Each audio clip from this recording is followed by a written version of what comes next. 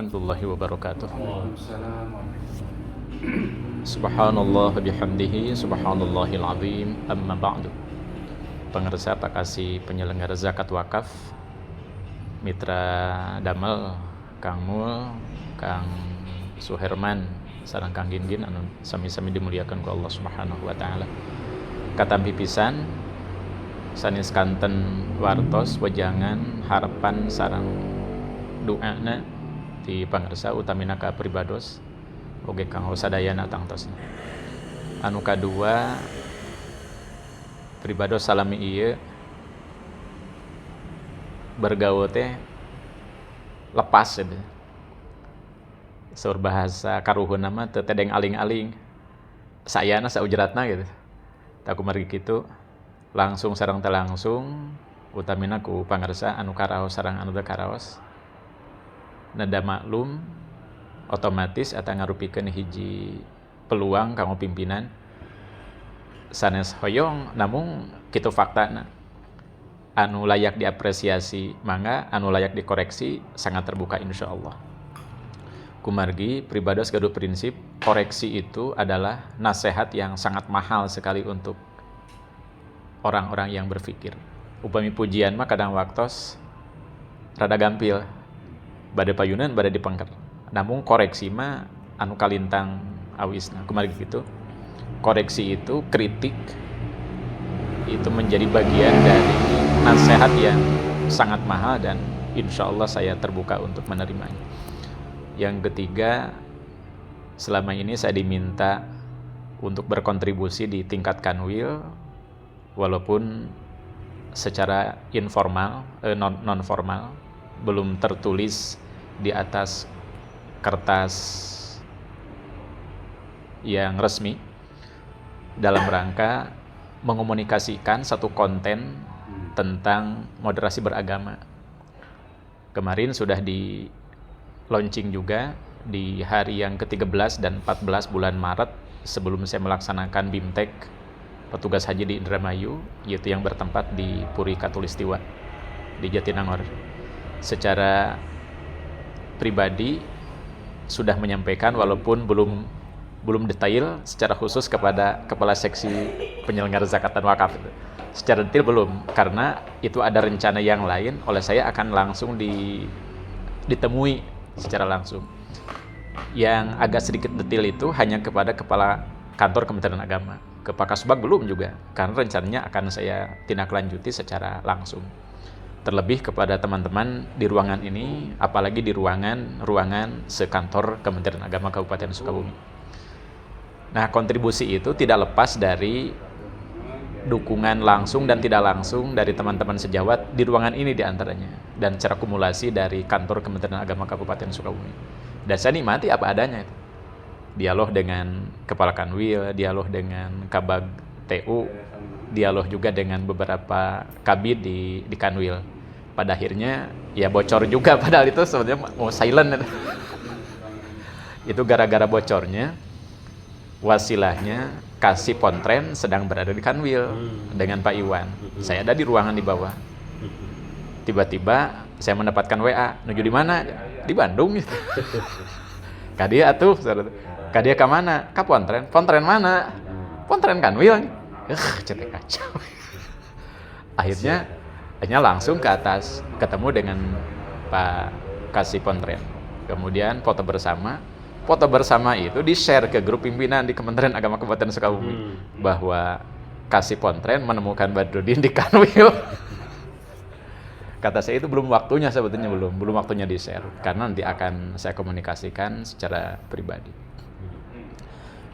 Nah, karena ini sudah bocor, ya diklarifikasi beberapa hal walaupun belum detail. Nah, sampai detik ini terhalang oleh Idul Fitri, kembali lagi saya di tempat ini dan sudah konfirmasi juga ke Kanwil bahwa saya dari kemarin sampai saat ini berada di kantor Kementerian Agama Kabupaten Sukabumi. Hal itu juga menjadi sebuah kebebasan yang diberikan oleh Kanwil kepada saya. Di antaranya, insya Allah mereka pada tahu, kan saya ada tugas start testing calon pembimbing haji itu dari Kabupaten Sukabumi. Masa iya saya hanya sekedar numpang pesawat tidak ikut berkegiatan, berkontribusi untuk manasik dan segala-galanya dari Sukabumi, tiba-tiba nyengcel di kapal di Bandung. Nah ini insya Allah oleh saya akan dipertimbangkan, juga menjadi pertimbangan sesepuh di tingkat Kanwil. Jadi sekali lagi, saya kenapa sekarang hari ini tidak ke Bandung atau tidak di Kanwil? Karena yang pertama ada ucapan langsung dari Pak Kabid, ya setelah Ramadan silakan saja di Sukabumi. Pasti itu di benaknya terlintas karena saya ada hubungan dengan tugas suci insya Allah untuk menyertai jamaah haji dari Kabupaten Sukabumi. Dan itu juga sudah ditimbali oleh Kepala Seksi Penyelenggara Zakat dan Wakaf. Kita itu startnya dari Sukabumi, disaksikan oleh Pak Kasubag juga. Masa iya, kalau istilah saya elaborasi kembali, masa iya hanya karena ada tugas baru, tiba-tiba saya nangkring di tempat yang baru, meninggalkan kewajiban di tempat asal. Nah, adapun ketika takdirnya saya harus beralih, ini tanpa permintaan. Ini saya rekam sengaja agar menjadi saksi, juga menjadi bahan koreksi bagi saya. Saya rekam, saya tidak minta. Tidak pernah saya minta mutasi. Dimanapun juga. Tiba-tiba ada informasi, saya akan alihkan Anda, mutasikan Anda, saya minta Anda dimutasikan dan lain sebagainya. Saya jawab itu, pengersa, selama ini saya tidak pernah minta posisi dan saya tidak pernah menolak perintah.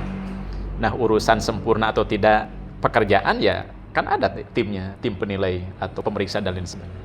Jadi saya memberikan saja. Kemudian saya tegaskan pula, apalagi pada hari Ahad 13 April 2025 itu ada manasik massal secara nasional, otomatis Sukabumi juga akan melaksanakan hal yang sama di Pusbang Dai.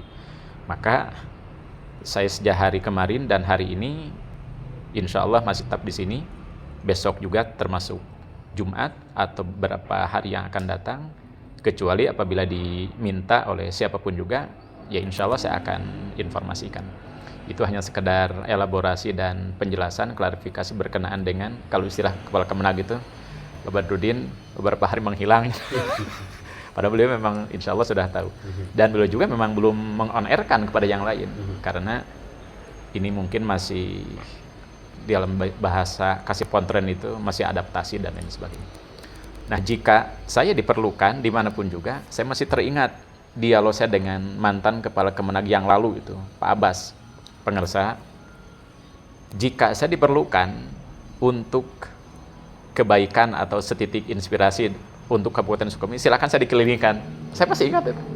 Ternyata terlaksana itu bukan di zaman beliau, bukan di zaman Pak Asep Hidayat juga, bukan di zaman Pak Hasen. Ternyata di zaman Pak Dadang Ramdhani dengan Kepala Seksi saya yang baru, yaitu Kepala Seksi Zakat dan Wakaf. Hikmah pindah ke Kemenag Kabupaten Sukabumi dalam hitungan 1,5 bulan itu sudah bisa menginjakan 2 kaki ke tilok-tilok zona-zona lumayan bersiko, yaitu di setiap kecamatan se-Kabupaten Sukabumi. Bismillah, birahmatillah. Dan ini tidak lepas dari izin, restu, juga arahan dari semua pihak, secara khusus para pimpinan saya. Dan ini jelas bagi saya itu amunisi luar biasa, lebih dari hanya sekedar ditraktir di warung pojok. Walaupun ya pada waktunya kalau memang kita lapar ya makan saja.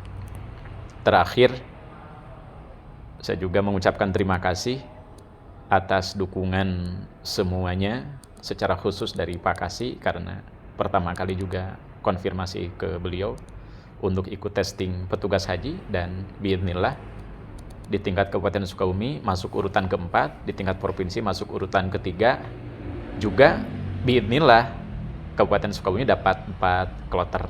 Berarti secara logika, birokrasi, administrasi, itu insya Allah mengizinkan saya harus start menjadi bagian dari pendamping calon-calon tamu Allah dari Kabupaten Sukabumi.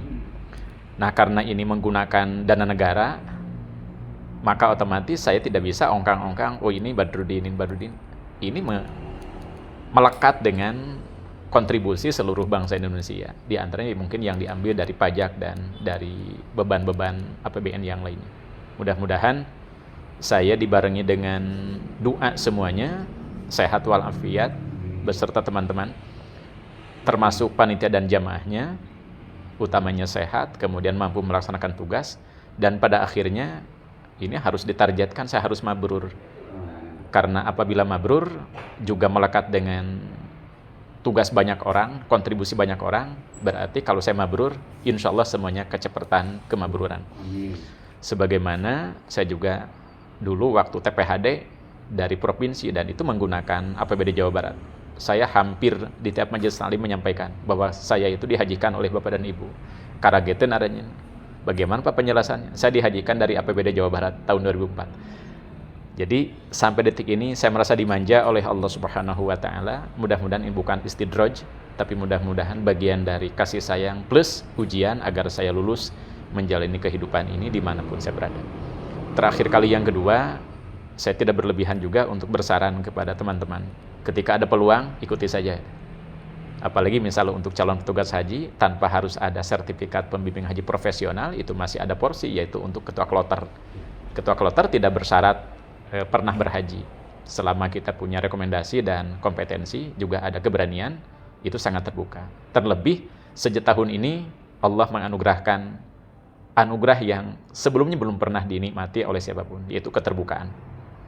Jadi semua yang daftar ditayangkan di tingkat demi tingkat, yang lolos dan yang tidak lolos ditayangkan, nilainya, rankingnya, dan lain sebagainya, termasuk statusnya, lolos ataupun tidak. Ini sekali lagi, bagi saya betul-betul harus menjadi bagian yang harus di launching, karena ini bagian dari prestasi Kementerian Agama juga. Terlebih tadi pengersa berbicara terus-terusan, kontribusi personal dan kolektif itu atas nama Kementerian Agama. Sampai-sampai atas kebudayaan dan pendidikan di Arab Saudi, yaitu di Riyadh, itu berkomentar, ini kontribusi bagi semesta raya Indonesia lewat Kementerian Agama, di antaranya dengan keterbukaan informasi dan pengumuman seleksi petugas haji. Yang lolos dan yang gagal bisa di-input atau diakses oleh siapapun juga. Ini sekali lagi menjadi bagian dari kebaikan Allah yang diberikan kepada Indonesia lewat Kementerian Agama. Terakhir kali yang ketiga, saya aturkan taqabbalallahu minna wa minkum. Allahumma taqabbal ya karim. Amin ya Allah ya mujibas sa'ilin. Pamungkas pisan, tadi pengersa nyugun hampura, ku abdi kantos dia ditolak permohonan kepala seksi. Apa maksudnya? Saya punya prinsip begini, minta maaf itu boleh-boleh saja, tapi yang lebih baik itu memberi maaf. Sebagaimana Al-Quran mengatakan, al-afina anin nas. Jadi kalau setiap pribadi menjadi jiwa pemaaf, seperti Pak Kasih tadi menyampaikan, kita memastikan antar kita tidak ada sangkut paut apapun juga. Karena setiap orang sudah jadi jiwa pemaaf. Tapi meminta maaf kepada manusia juga ya tidak apa-apa. Tidak dilarang oleh Allah. Tapi yang ternyata diarahkan oleh Allah itu menjadi pemaaf. Sedangkan kepada Allah, ya harus banyak bertasbih, bertahmid, bertahlil, dan minta maaf. Hasbunallah wa ni'mal wakil, walhamdulillahirabbil alamin. Wal afu minkum. Assalamualaikum warahmatullahi wabarakatuh.